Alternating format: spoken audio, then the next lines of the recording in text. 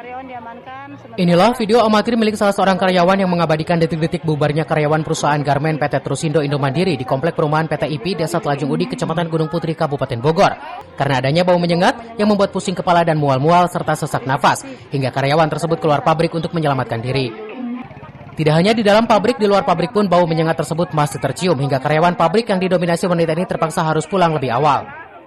Dari hasil penelusuran petugas keamanan perusahaan, adanya bau menyengat tersebut berasal dari limbah cair bahan berbahaya dan beracun atau B3 yang berada di dalam gudang kosong samping pabrik garmen tersebut, yang dibuang di dalam gudang dan karena tertiup angin uap dari limbah cair tersebut masuk ke dalam pabrik dan menyebar kemana-mana.